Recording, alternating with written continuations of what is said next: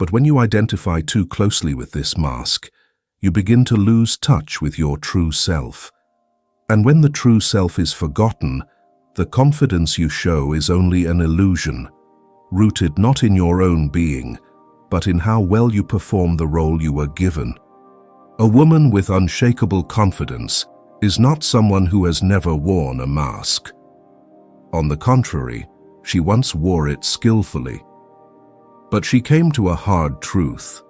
Every compliment given to that perfect version of herself never reached her heart, because deep down, she knew they were not truly praising her, only the character she was playing.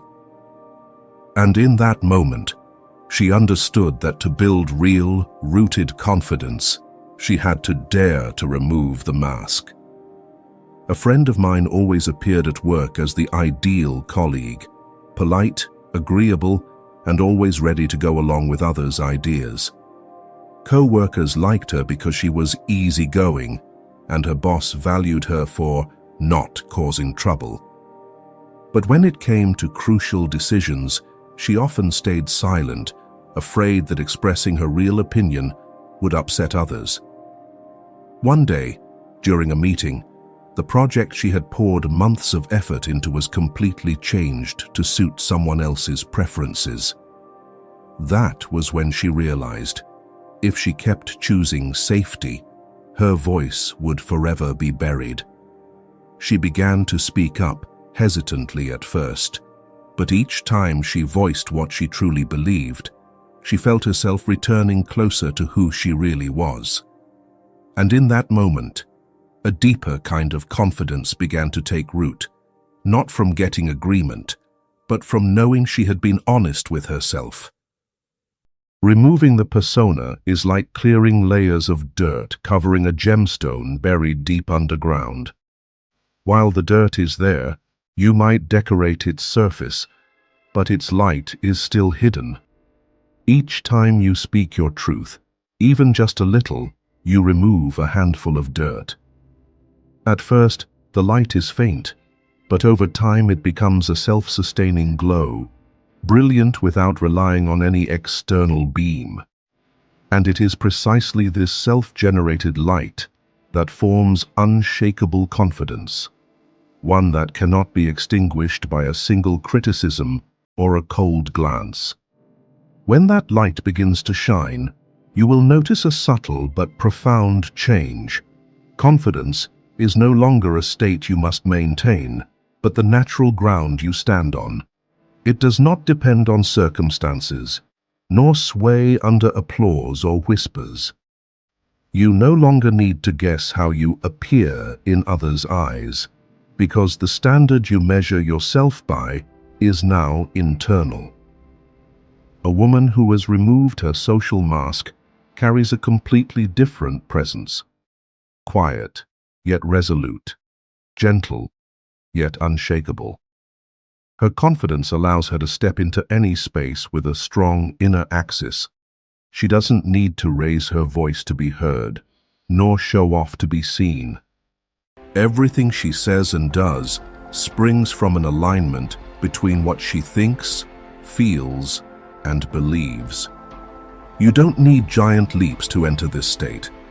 Begin with small but truthful choices. Dare to say no when your heart says no. Dare to admit you're not okay without feeling ashamed. Dare to protect your viewpoint, even when it's unpopular. Each such act strengthens the muscle of inner confidence. Over time, you will realize unshakable confidence is not loud, but its influence is real. It helps you live fully as yourself and create space for others to do the same. Because once you stand firmly on the foundation of your true self, you are not just keeping the flame for yourself, you become the spark that lights the torches around you. Number 2, connecting with the true self, the foundation of lasting confidence. If removing the social mask is the first step for a woman to see her real face, then touching the self is the journey home to her deepest inner house, a place where she doesn't need to perform, strain, or seek permission to exist. For Jung, the self is the center of the psyche, where all parts converge: strength and vulnerability, light and shadow, reason and instinct, ambition and fear. The self is not a polished, perfect version, but the whole, uncut human being, uncropped to fit anyone's mold. All her life, many women are taught to become someone according to society's standards, with prestige, position, recognition, and milestones called success. This aspiration is not wrong, but Jung warned, if your self-worth is tied tightly to external things, your confidence will be fragile. All external glories, no matter how bright, are created by circumstance, and circumstance can change with a single event. A title praised today may be forgotten tomorrow. An achievement celebrated now will fade eventually. When you live disconnected from yourself, confidence is easily swayed by praise, approval, or direction from others. If these vanish, you feel adrift. But when you live in alignment with your deepest values and principles, you know what to keep and what to release. At that point, confidence is no longer a facade you must maintain, but a quiet strength that holds you steady through all life's changes. One viewer of this channel, who works for a small non-profit, shared that she loves her job because she gets to directly support communities and witness the impact she makes. When offered a position at a global corporation, double the salary, and with many perks, she knew on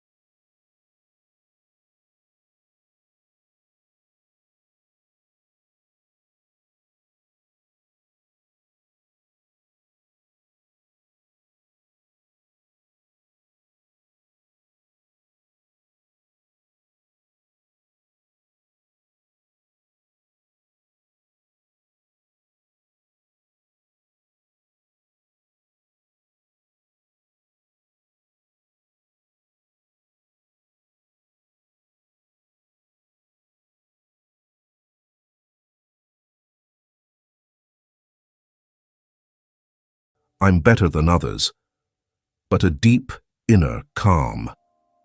Calm when successful, because you know it's only one chapter. Calm when failing, because you are not defined by outcomes. Calm when misunderstood, because you are still living authentically. And calm when praised, because you no longer cling to compliments to feel valuable. A woman living with herself carries a unique magnetism. She may not be the most talkative, but when she speaks, people listen. She doesn't chase trends, yet she always appears on time because she moves from a strong internal axis. Even in weakness, she feels no shame knowing it doesn't lessen her worth. Living this way, you don't just stand firm for yourself. Your presence becomes a silent invitation for others to return to their own true selves. You don't try to inspire, but your stability and clarity make others want that feeling for themselves. That's why Jung considered living with the self the foundation of lasting confidence. When you are in a healthy relationship with yourself, the outer world cannot determine your worth. And when your confidence no longer depends on circumstances, it becomes enduring, like a flame burning inside a sealed hearth, untouched by storm or wind. And what about you? If you are also returning to your true self, leave a leaf in the comments as a secret signal among women quietly nurturing their roots, so that no matter how the world changes, you still stand firm and shine in a way no one can copy. Number 3. Embracing the shadow, unlocking the hidden power within. If removing the social mask helps a woman become more authentic, then embracing the shadow is the step that makes that confidence so unshakable that nothing can move it. There's a paradox many women don't notice. Most of what makes us feel insecure doesn't come from what we show, but from what we hide. And the most deeply hidden thing within us is the shadow, as Carl Jung described, the part of the psyche that contains all the aspects, emotions, and desires we were taught we shouldn't have, or that are ugly. The shadow doesn't just include obvious flaws like anger, jealousy, or selfishness. It also contains abilities, ambitions, or strengths that for some reason we've suppressed. A girl who once heard, "Don't be too ambitious, women should be modest," may unconsciously bury her drive to achieve, eventually believing it doesn't exist. But it's still there, only pushed down into the basement of her mind. Here's the thing. The shadow doesn't disappear when we ignore it. On the contrary, when pushed into the unconscious, it will find ways to show itself through behaviors, emotions, or reactions we think are out of nowhere. Like an underground current, the surface may seem calm, but underneath, it's swirling, waiting for a chance to break through the dam. I once met a woman who insisted she was very calm and never angry. She saw this as one of the qualities that earned her respect and trust. But she admitted that whenever her ideas were dismissed in meetings, she felt a nameless pressure building inside. At first, she suppressed it, smiling to keep the peace, afraid of being seen as tense or unprofessional. But the more she stayed silent, the smaller and less valued she felt.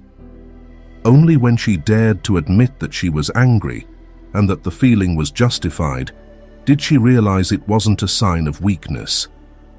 It was a reminder that her voice deserved to be heard. From then on, she learned to express her views directly but calmly.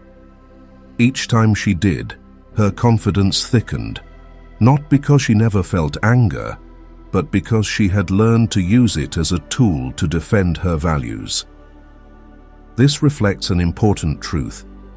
A woman's lasting confidence doesn't come from always keeping a flawless face, but from facing and mastering even the ugly parts inside. When you can look directly at your emotions without shame or denial, you stand firmer in every situation, because if you're no longer afraid of yourself, you won't fear others' gaze either. Carl Jung once said, "One does not become enlightened by imagining figures of light, but by making the darkness conscious." The shadow is an inseparable part of the whole person. Only when you dare to acknowledge and integrate it can you truly become a whole individual. This wholeness is the root of unshakable confidence. You no longer waste energy hiding, defending, or playing roles. You can focus all your strength on living authentically, protecting your values, and moving forward. To begin embracing the shadow and turning it into a foundation for confidence, you don't have to uncover every dark corner at once. Start with observation. When an uncomfortable emotion appears, jealousy, anger, shame, don't push it away.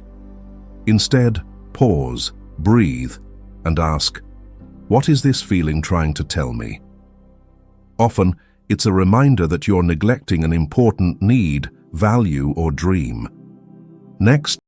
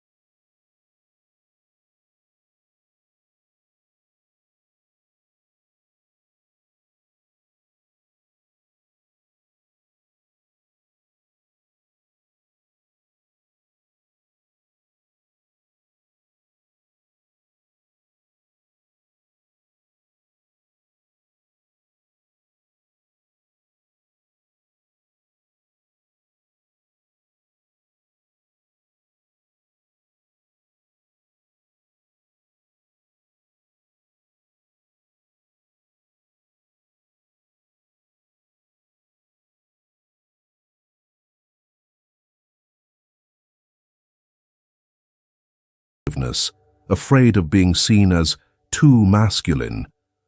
Others show only strength, discipline, and assertiveness, but shut off from intuition and emotional connection, afraid of being judged as weak. In reality, living from only one energy makes confidence unbalanced. A woman who relies solely on the feminine may be loved, but may feel she lacks the drive to lead or protect herself in tough situations. A woman who relies only on the masculine may achieve a lot, but can feel rigid, distant, and struggle to maintain the nourishing relationships that sustain her spirit. Jung believed complete confidence only appears when we harmonize both, so that within one person there can be both softness and strength, empathy and reason, the ability to listen and the power to act. In literature, Éowyn from The Lord of the Rings is a vivid example of this balance. A noble woman of Rohan, she has the grace and gentleness of the feminine, yet also the courage and fighting spirit of a warrior. She can tenderly care for those she loves, but when her kingdom is in danger, she does not hesitate to put on armor and ride into battle, becoming the one to defeat an enemy thought to be invincible. Her magnetism and confidence come not only from bravery or kindness, but from knowing when to fight, when to love, and refusing to let society box her into a fixed, feminine or masculine mold. In real life, you see this in inspiring female leaders. They can lean in to listen to every team member, empathizing with their struggles, then instantly switch to decisive action when the moment calls for it. Such a woman may not always say what's easiest to hear, but when she speaks, people know it's for the greater good and that she's willing to take responsibility. This is the kind of lasting confidence built on inner balance. To achieve this harmony, you must dare to step out of your comfort zone with one familiar energy. If you tend to be gentle, give yourself chances to be decisive. If you tend to be strong, allow yourself to listen more, to slow down and feel instead of always acting instantly. This isn't changing your nature, it's expanding the ways you can express yourself, which strengthens your confidence in every dimension. Remember, balance doesn't mean a perfect 50-50 split. It's the right harmony at the right time. Like music, sometimes you need the soft piano, sometimes the pounding drums. The shift is what makes the melody moving. Your confidence works the same way. When you can adjust your inner energy, you not only stand firm through change, but also radiate a magnetism that draws others closer. Number 5. Emotional self-mastery, not letting the outside world rule your inner world. If the harmony between feminine and masculine gives a woman the flexibility of a skilled artist, then emotional self-mastery is the conductor, ensuring that this symphony is not disrupted by the noise of the outside world. In life, especially for women, praise and criticism come in waves. One person admires your talent, then the next says you are too ambitious. Someone loves your style, then another says it's trying too hard. If you let your heart be carried away by each of these emotional tides, your confidence will rise and fall constantly. Carl Jung once said, "The privilege of a lifetime is to become who you truly are." When a woman truly knows who she is, she does not identify herself with fleeting emotions or with others' subjective reactions. She understands that praise and criticism often reflect the inner world of the speaker, not an absolute truth about her worth. I once heard about a young woman working as a manager at a creative company. One time, she presented an idea to a board and received harsh feedback from one member. In the past, a single comment like that might have kept her awake for a week, endlessly asking herself, "What did I do wrong?" But this time, she simply smiled, noted the points that could help improve the project, and let the personal attacks pass by. She had realized that not every criticism is about her. Sometimes it's about the mood or perspective of the other person. Her confidence didn't come from being praised, but from knowing she was on the right track and willing to adjust when wrong without losing herself. Imagine posting a photo on social media and receiving dozens of positive comments, yet being haunted by a single negative one. If you have emotional self-mastery, you won't let that one comment overshadow all the positive feedback. You'll treat it as information, filter out anything useful, and then let it go, rather than turning it into a blade that cuts into your confidence. Emotional self-mastery doesn't mean being unfeeling.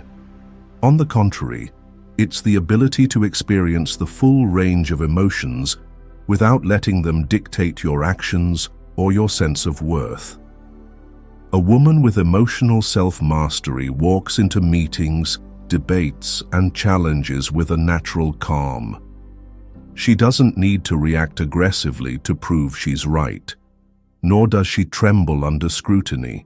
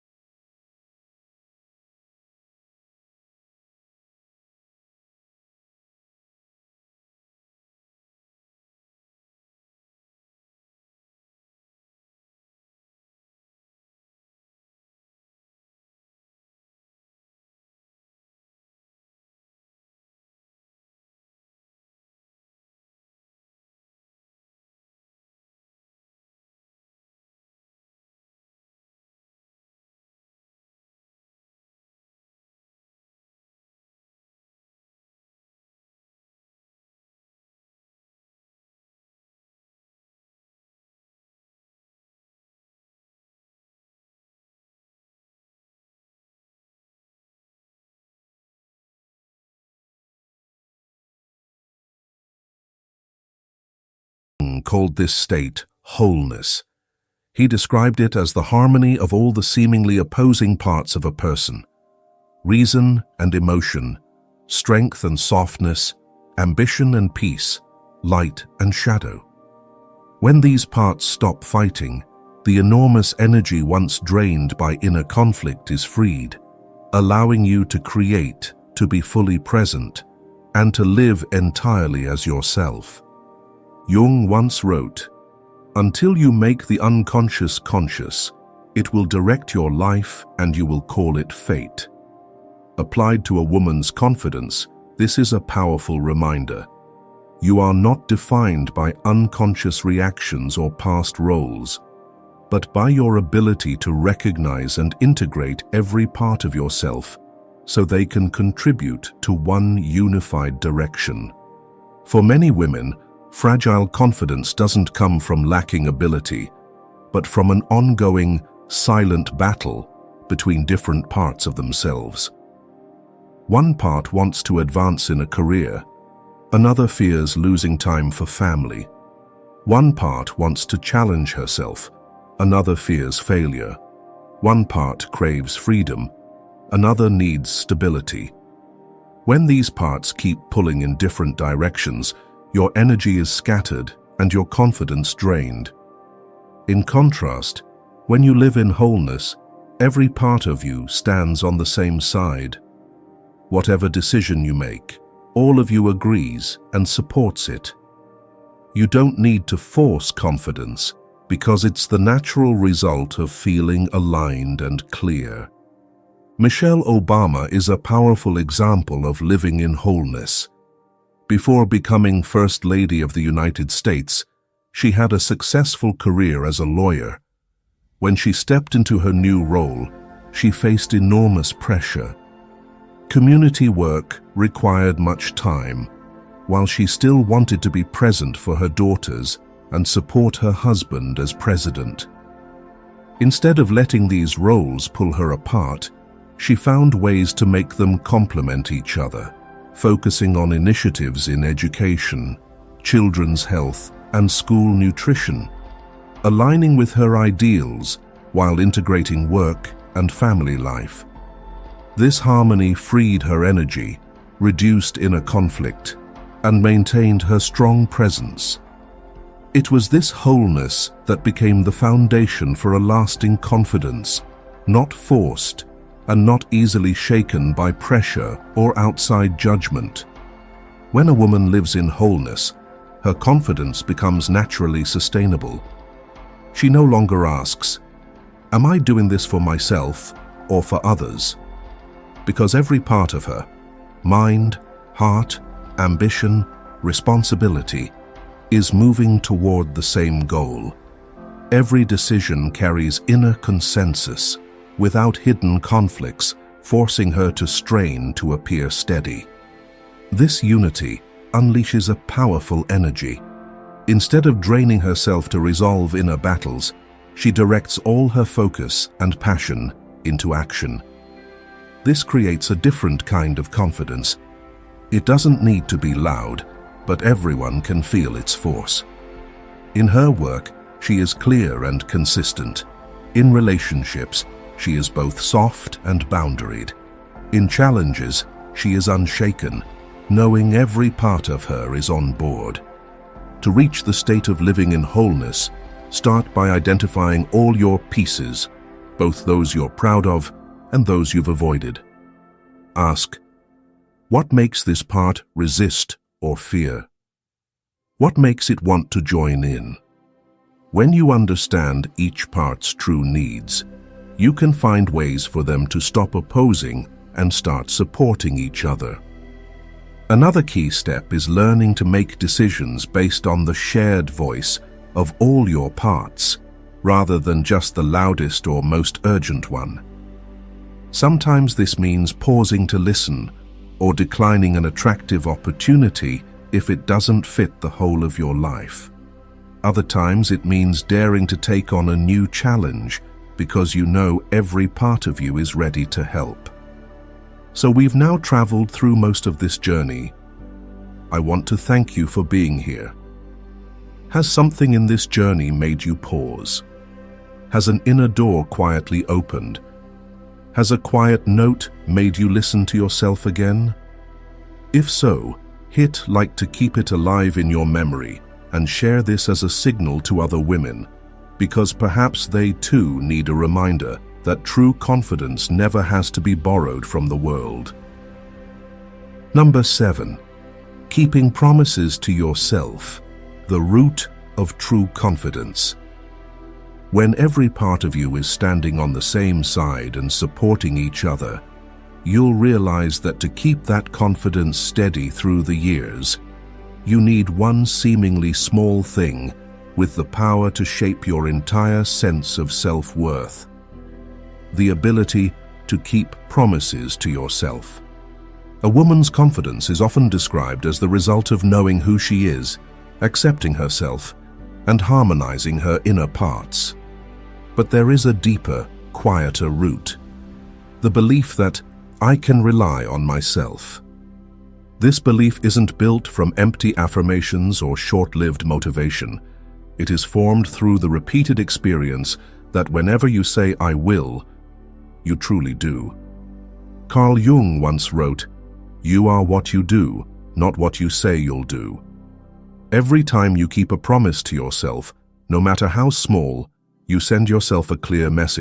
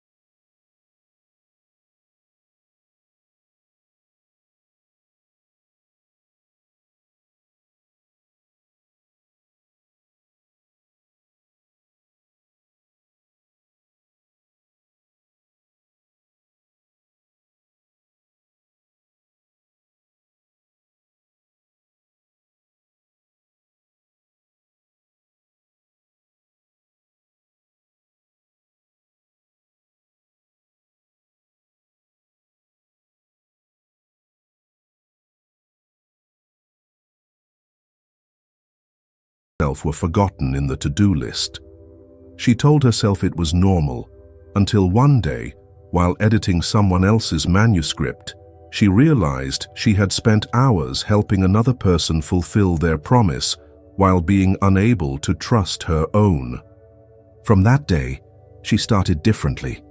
No big milestones, just one small, doable daily commitment, writing 200 words before bed. At first, it was just an experiment, but week after week, she stayed consistent. When that habit became solid, she added another, walking 15 minutes each morning. A year later, she had finished the manuscript of her first book and felt something more profound. Her greatest strength wasn't in the grand results, but in the restored belief that I do what I say. So where to start in keeping promises to yourself? Habit research shows that the smaller and more specific a commitment, the higher the chance of success. Instead of, I will exercise every day, start with, I will walk 10 minutes after breakfast. Instead of, I will live healthier, try, I will drink 1 extra glass of water at lunch. Each time you follow through, acknowledge it, not with a big reward, but with a pause to tell yourself, I did what I said I would. Neurologically, this strengthens the link between action and belief, making it easier to repeat success in the future. And remember, failure doesn't destroy the whole foundation so long as you return. If you miss a day, restart the next, instead of blaming yourself and quitting. Jung once said, I am not what happened to me, I am what I choose to become. Every time you return to your promise, you choose to become more trustworthy to yourself. Keeping promises to yourself is a small act with a vast ripple effect. It shapes how you see yourself, how you respond to challenges, and how you show up in the world. When you know you can trust yourself, you no longer worry as much about whether others trust you. Your confidence becomes like a fire in a sealed hearth, unaffected by the outside wind, unextinguished by storms, burning steadily, warmly, strongly enough to warm both you and those around you. And perhaps that is one of the simplest yet deepest secrets for a woman to carry unshakable confidence throughout her life. A woman with such confidence is like a lighthouse in the night sea. She does not shout to prove her presence, nor does she turn off her light when the fog comes. That light doesn't flare up from applause. It is fed from within. From the times she lived truly, kept her word to herself, and stood firm in the face of difficult choices. And if you've ever wondered what makes this kind of confidence so special, the answer is this. It wasn't built to be displayed. It was built to endure quietly, yet strongly enough to light the way for herself, and sometimes for those still searching for their path.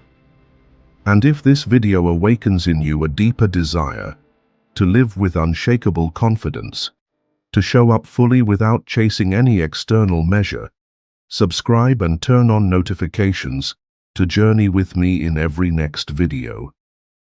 This will be a place where you not only learn to preserve your inner strength, but also turn it into a guiding light, helping you walk through any change with a calm heart and a proud spirit, no matter how the world around you shifts.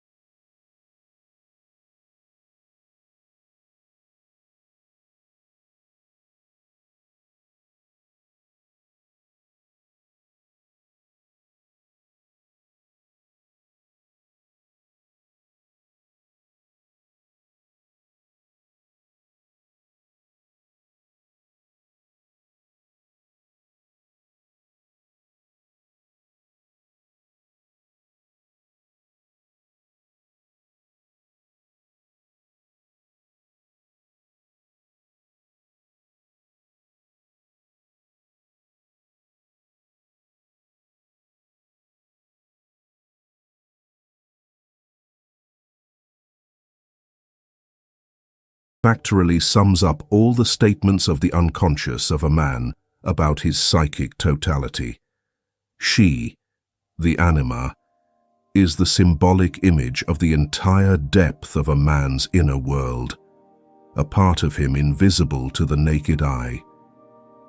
The anima does not form randomly. She is born from early memories and impressions. The image of the mother, an important woman during childhood, shaped by both love and pain, by presence and absence. In a man's subconscious, she is the mirror reflecting every experience with the feminine, from the first embrace, the soothing voice, to the invisible silence when the mother is too busy or too distant. Each of these moments carves a shape into his soul, the inner woman, the one he spends his life searching for outside, not knowing he lives with her every day. But the anima is more than a psychological image. She is a symbol of the bridge. According to Jung, the anima is the bridge to the unconscious, the connection between the ego and the deep unconscious. When a man engages with the anima, he is not only encountering his inner femininity, but also opening a door to spiritual depth, to an inner world beyond the reach of reason. In Man and His Symbols, Jung writes, "Whenever the unconscious becomes a living experience for a man, the anima is revealed as a mediator between the conscious mind and the deeper layers of the unconscious. This means that every time a man truly touches his inner depth, the anima appears as a guide, like Persephone in Greek mythology, leading the hero into the underworld so that he may be reborn. This is seen in everyday life, when a man meets a woman who captivates him for reasons he cannot explain. It is not just physical attraction. It is the moment the woman before him matches the inner image of the anima, as if his soul recognizes a long-lost piece of itself. This feeling is not ordinary love, but a mystical awakening, a kind of soul memory, where reason fades and emotion floods in uncontrollably. Many men, after such experiences, feel transformed, awakened, or, on the contrary, lost and confused, if they do not understand what is happening. Jung once quoted a line from Goethe to describe the anima. "The eternal feminine draws us upward." This is reflected in the process of individuation, the journey of integrating all opposites within oneself to become a whole being. The anima is not something to suppress or deny, but a part to be heard, engaged, and reconciled. In psychological aspects of the anima, Jung writes, "A man's anima is the spontaneous product of his unconscious and can show the feminine quality of receptivity, emotionality, and intuition. These qualities modern men often reject for fear of weakness, yet are hidden sources of strength if embraced and integrated. Ironically, many modern cultures encourage men to eliminate their feminine side. They must be strong, rational, in control, and unemotional. As a result, the anima is pushed into the shadow. Like all things buried, she does not disappear, but returns in distorted forms: dependent love, jealousy, idealization of women, or chronic disappointment with real-life relationships. Jung warned that if a man does not confront his anima, she will control him from behind the unconscious veil, causing him to forever chase an ideal image he can never truly connect with. A striking example is found in the myth of Pygmalion, the sculptor who fell in love with the statue he carved. That statue, Galatea, was not real, but a product of idealization from his mind. This is the anima in its unintegrated form, an inner image that leads a man to fall in love with something unreal, rejecting reality and real women. In today's world, this appears as fantasy love, men who fall for the idea of a woman more than the woman herself. When anima is unacknowledged, she behaves like a ghost, seductive and mysterious, but intangible. On the other hand, when a man chooses to engage with anima by listening to his emotions, accepting his intuition, and reconciling with childhood wounds, she becomes a spiritual ally. At that point, the anima is no longer a confusing inner woman, but an ancient wisdom guiding him. Jung called this a turning point in individuation, when a man stops seeking the ideal woman out there and begins to meet the goddess within. One thing must be emphasized. The anima does not diminish masculinity, but deepens it. When a man no longer needs to hide his feelings, when he dares to face his fear of intimacy, when he understands that vulnerability is part of strength, the anima is no longer a distant mystery, but a natural rhythm in his soul. As Jung said in 2 essays on analytical psychology, the possession of the anima causes an infatuation that deprives the man of all his insight, his common sense, and his moral responsibility. But when he becomes conscious, what was once an obsession becomes an awakening. In the end, the anima is a spiritual mirror. She reflects the inner depths a man never knew existed.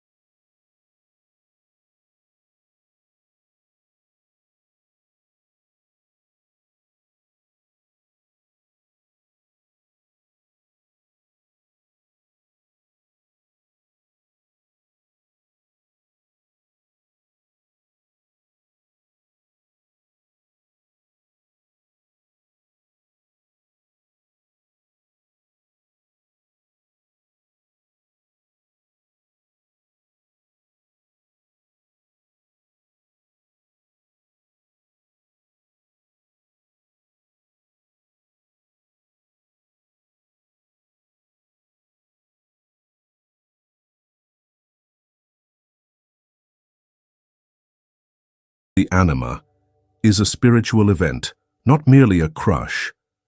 The man begins to feel confused. Why does he miss her so much without understanding why? Why can a single glance, a moment of presence, make him dream of something he cannot describe? The reason is that she is no longer herself. She has become the mirror reflecting the archetypal soul within him. Jung wrote in 2 essays on analytical psychology, "The encounter with the anima means a test of courage and a test of the whole personality." Meeting such a woman, for a man who is not ready, is not a gift. It is a challenge, because she will lead him on a journey to face all of himself. his unhealed wounds, his buried desires, the vulnerable parts he has tried to deny. In popular culture, this dynamic appears in many works. For example, in the film Her, 2013, the main character, Theodore, falls in love with an AI operating system named Samantha. But Samantha is not just a virtual lover. She is the perfect projection of anima, always understanding, deeply receptive, emotional, but never judgmental. When Samantha leaves, Theodore collapses, not because he lost a girlfriend, but because he lost a part of his soul that had been awakened. This film is a modern portrayal of what happens when a man meets the image of his anim. He is not just drawn in, but becomes spiritually dependent if he is not yet mature enough to integrate her. Jung also warned that when anima is projected too strongly onto a woman in real life, the man will idealize her to an extreme, and when she inevitably fails to match that image, disillusionment is unavoidable. In The Archetypes and the Collective Unconscious, he wrote, "So long as the anima is unconscious, she functions as a projection.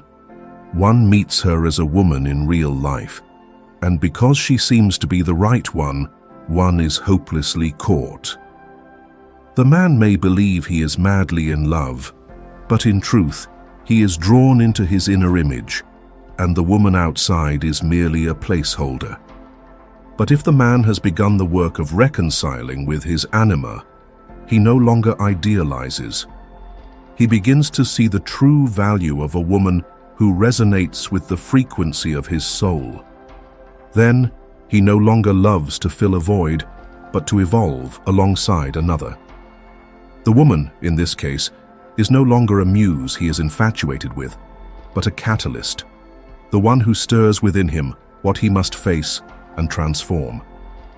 She may not come to stay forever, but to lead him further into his journey of individuation. Not every woman can awaken the anima. Only those who dare to live truthfully, with emotion, intuition, receptivity, softness, and inner depth, can reach that layer. It is not a technique or a seduction strategy. It is soul frequency. The more a woman connects with herself, not performing, not controlling, the more she creates a space where a man can lower his defenses. And when that happens, he will remember her forever, not as a memory, but as a vibration he cannot name. That is what makes her irreplaceable, because she did not just appear in his life, she appeared in his soul. Another example. In Eastern mythology, the figure of She-Shur, a woman not only beautiful in body, but quiet, melancholic, and profound, was so loved by kings that they forgot their kingdoms. This reflects a deep psychological truth. A woman carrying the essence of archetypal femininity does not make men lose their minds from desire, but awakens a soul that has never fully lived within them. It is a kind of enchantment beyond naming, because it bypasses logic and touches the symbolic layer. This is why the woman a man can never forget is not the best, the most beautiful, or the most ideal. She is the one who, simply by being present, made him feel closer to himself. She reminded him of his unformed masculinity, his unhealed pain, and his repressed emotion, all hidden beneath the mask of social performance. And if he is brave enough not to run from that feeling, she becomes his guide, not toward her, but toward himself, toward the authentic self he has long abandoned. In the end, Carl Jung wrote a line that may be the core of this entire journey. The meeting of two personalities is like the contact of two chemical substances. If there is any reaction, both are transformed. When a woman carrying pure feminine energy meets a man, and he is ready to receive it, the result is not just attraction, It is a soul transformation. And that woman, whether she stays or goes, will forever be a living memory, because she did not just walk into his life. She walked into his unconscious and changed it forever. Number 3, the power of authentic feminine energy. But awakening the anima in a man is only the beginning. Not every woman can sustain that frequency without being swept up in the need to be loved, possessed, or to control the man. That deep attraction can easily turn into domination if it lacks understanding and inner depth. This is why the true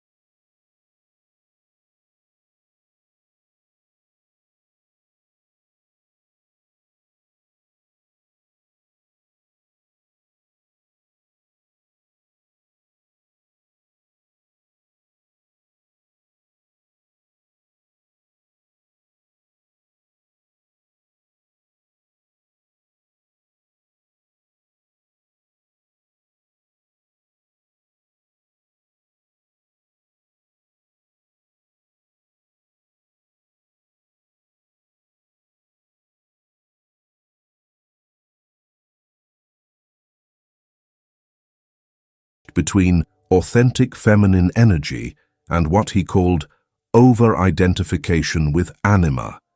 When a woman unconsciously conforms too much to the ideal image projected by a man, causing both to lose their authenticity. In Psychological Types, he wrote, "If a man projects his anima onto a woman and she accepts it unconsciously, she becomes a prisoner of his soul image, not her own." Meaning that if the woman is not aware, she will end up living inside the man's expectation, not her truth.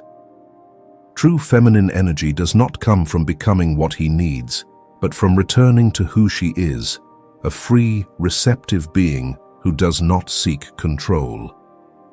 Here we begin to touch on a beautiful paradox. The power of femininity lies in non-resistance. It does not shout to be heard. It does not strategize to dominate. It simply exists, like the moon, quiet, cyclical, sometimes full, sometimes fading, but always present. A man, when exposed to that energy, does not feel diminished. He feels returned to his original self. She does not tell him how to live. She simply makes him want to live more truthfully. Imagine this. A man carries the exhaustion of the battlefield outside. He comes home and meets a woman who does not ask, "How much did you make today?" but instead asks, "Are you tired?" And when he goes silent, She does not fill that silence with words, but with presence. Nothing heals a man's inner fracture better than a space where he is not expected to hold it together. That is the healing essence of feminine energy. Carl Jung, in a letter written late in life, once admitted, "Every man carries within him the eternal image of woman. This image is fundamentally unconscious and inherited." When a woman enters a man's life and carries the energy that resonates with his anima, she doesn't need to become anyone else. She only needs to return to her natural state, and from that, a kind of attraction beyond the physical is born. No one teaches her how to do it, because it is the very absence of effort that defines authentic feminine energy. If you are a woman watching this video, place your hand over your chest and ask yourself, am I living in my most natural state? Comment and share if you are on a journey to reconnect with your inner femininity, or if you have once lost it chasing after an ideal. You are not alone, and the path home is real. The power of feminine energy is not in making men fall, but in permitting them to fall safely. It is when a man can cry and not feel weak, can be afraid and not feel like a failure, can be lost and still feel worthy. That woman does not fix him. She simply holds the space so he can heal himself. Once again, remember Jung's words in Memories, Dreams, Reflections. The anima gives rise to a new understanding of the self and the relationship between man and woman. When a woman lives aligned with her frequency, she not only touches the man, but she opens the door for him to step into the inner world he has always feared to face. And from there, they are no longer just two separate beings, but mirrors of the deepest transformation. Number 4. Women and the journey to embody deep feminine energy. When a man can drop his armor and let his softer self breathe, the woman has created a healing space through the quiet power of her feminine energy. But the question is this: can any woman become the bearer of that energy? Does being born female mean you naturally carry the archetypal feminine energy? According to Carl Jung, the answer is no. True feminine energy is not an automatic gift. It is a soul state that must be activated through a journey of returning to one's authentic self. No one teaches us how to be feminine. From childhood, many girls are praised for being obedient, emotionally restrained, tidy, and logical. As they grow up, they learn to be independent, strong, sharp, and to avoid being hurt. Slowly, the soft, emotional, intuitive part of them gets pushed down as something less valuable in today's world. Carl Jung called these suppressed parts the rejected parts of the psyche, and said, "What you resist persists. What you reject will continue to stay." So, the journey back to feminine energy begins by recognizing what you once denied. If you're listening and feel a slight ache, that maybe you've been too strong, too controlling, carrying too much instead of receiving, know that you're not wrong. You've been living that way to survive. But authentic feminine energy doesn't emerge from trying to be more feminine. It appears when you begin to let go. Not letting go of responsibility or strength, but of the masks you once wore to be loved, to be accepted. Jung described this as the thawing of the defensive ego.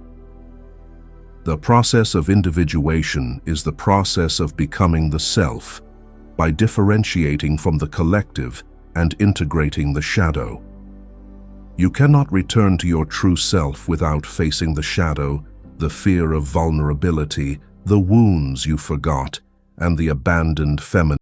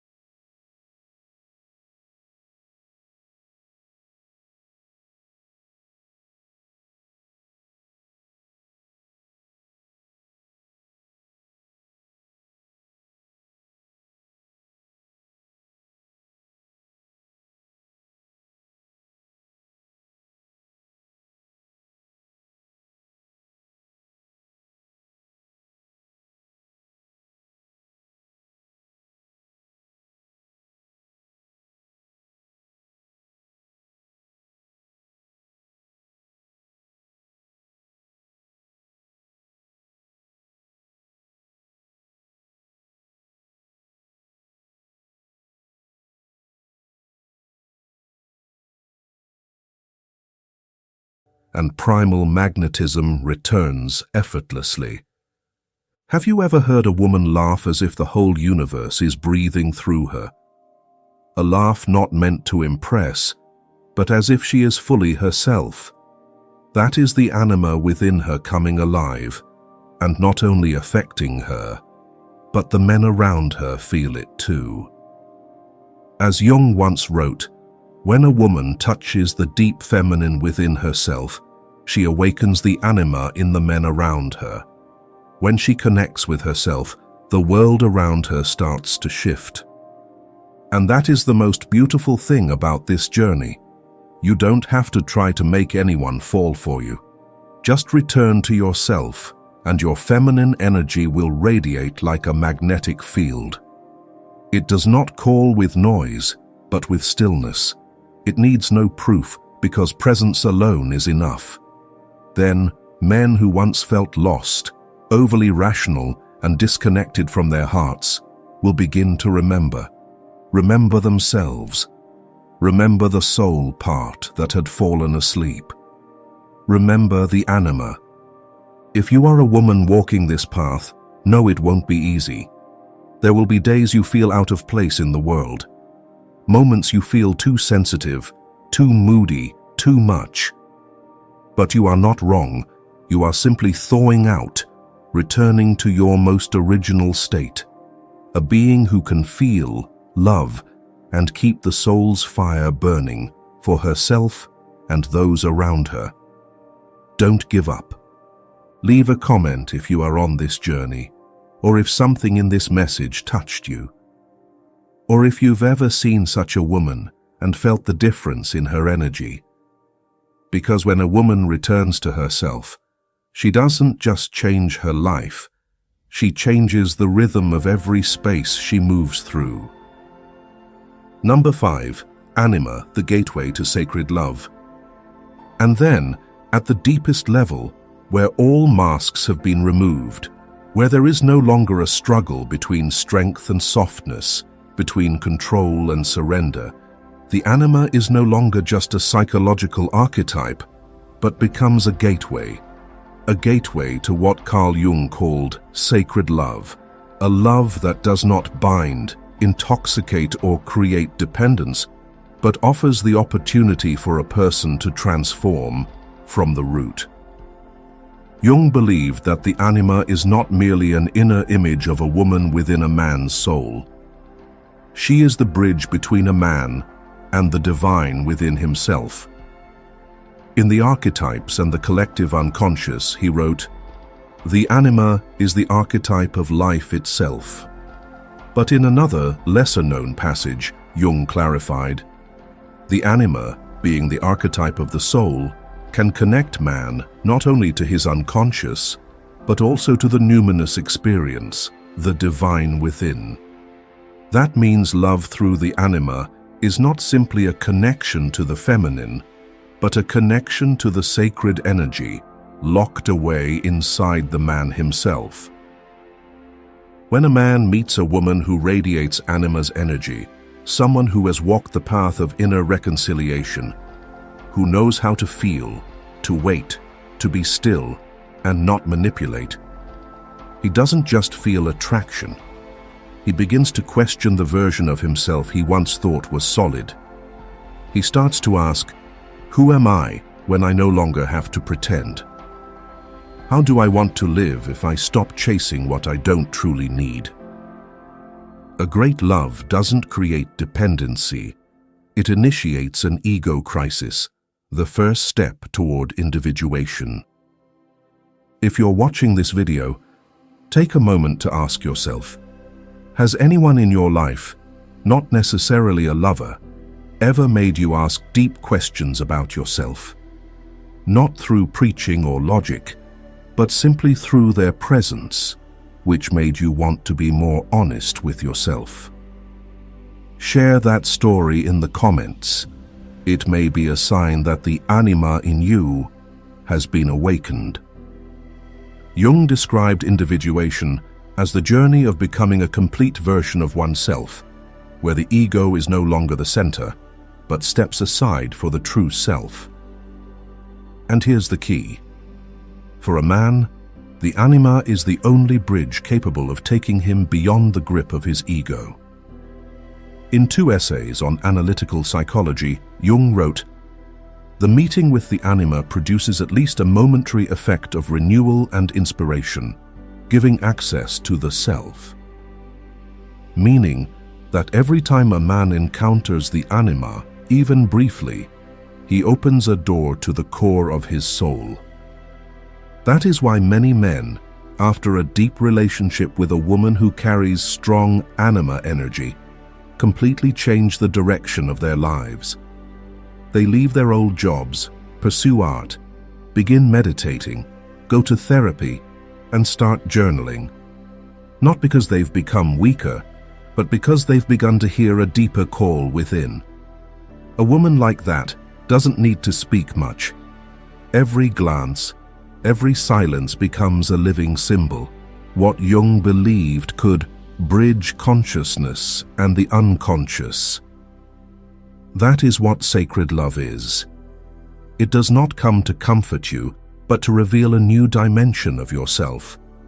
It is a love where both people don't look to each other to fill a void, but to mirror and decode the uncharted shadows within. It is not pastel romantic love. It is love as a rite of transformation. Jung once wrote in Psychology,